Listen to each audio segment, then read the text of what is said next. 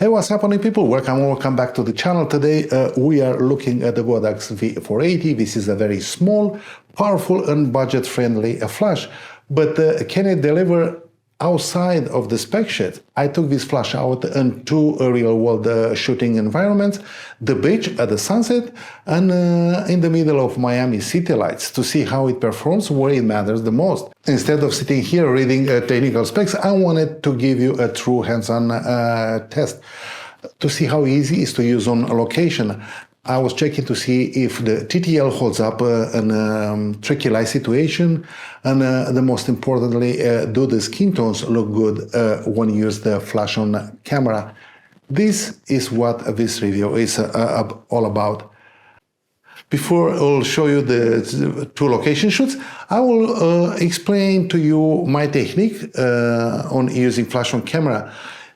Because it's a very small light source and it's very directional, I'm trying to minimize the specularity of this light. And either I am pointing up a little bit to have a nice illumination on my subject face, but the light will gonna fade down the body. And also I don't have the center of the flash going direct to the face of my subject. And sometimes I'm rotating the flash a little bit away from my subject to feather the light, so only the edge of the light from the flash are going to illuminate the subject to have a nicer, softer light, but it's still always, this will not be able to replace the softbox, but you can carry it with you on the camera all the time, and it's very handy on a run and gun situation.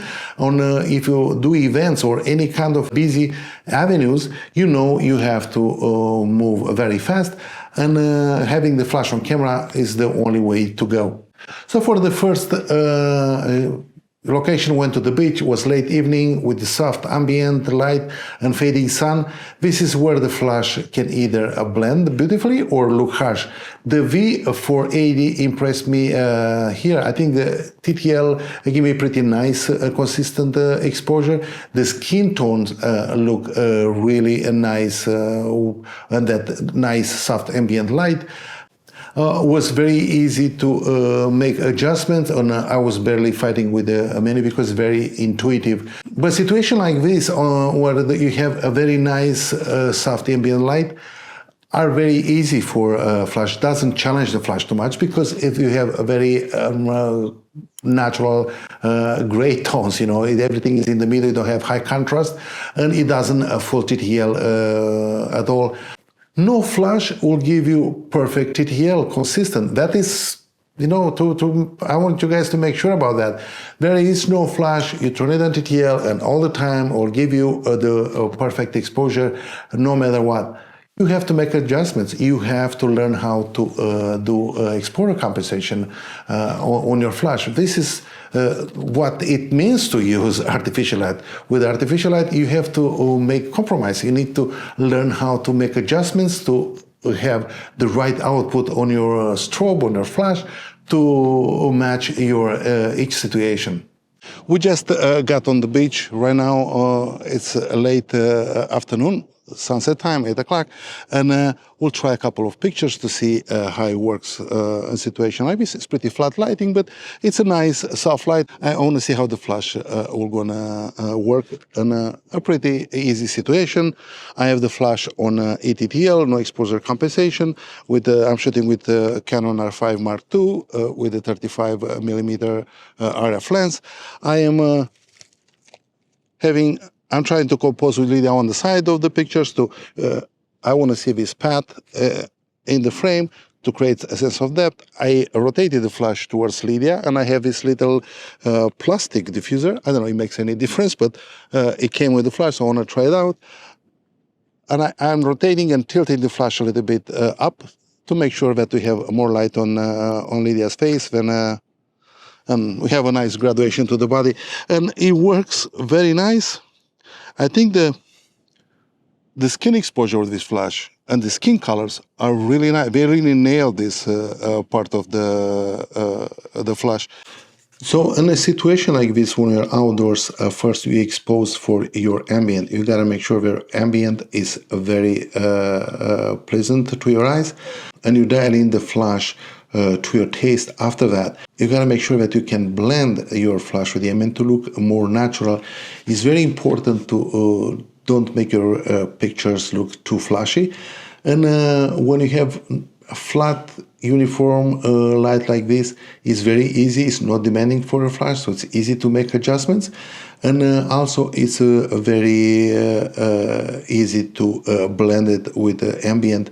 The flash is very intuitive to use. You just power it on, rotate the dial to go in the first menu. You can choose if you want to use flash on camera. It's a sender to use it as a transmitter from the camera, or a receiver. If you have it off camera and you have another means of remote controlling the flash. But right now we are on flash on camera. Very intuitive to make any adjustment. You just slide your finger and you change the value of the flash right away. We are on manual mode. The same thing happens when you are in TTL. If you want to do any exposure compensation, you just slide your finger, or also you can touch the screen where you have the plus or minus to increase or decrease the intensity of the flash. Depending on the lens, you can choose your lens from 24 to 105 to have a better coverage. But don't forget, always want to use a wide angle lens. And most of the time with any other lens also, I recommend to use this wide angle diffuser, because it spreads a little bit the light better. You have a better coverage. You don't have that cut out light pattern from a rectangular flash. So I have this all the time. Slide over my flash lens, and from this screen you can slide down to go in your high sync or second curtain, first curtain, but I park my flash on high sync all the time. This is a very small light, very sourcey, but I'm blending it with natural light, so I'm trying to minimize the specularity of this light. And I'm really happy with this kind of pictures I'm getting. We're taking the flash in this nice public location because the light is very challenging. We got to move around. We have Lydia again with us. And we'll see how the flash will work and how easy it is to adjust the flash in like a very fast environment. We're going to be walking, take some pictures. The light are going to change. We're going to stay a couple of hours here. We're going to be dark, and we're going to work with all this artificial light we have in a location like this.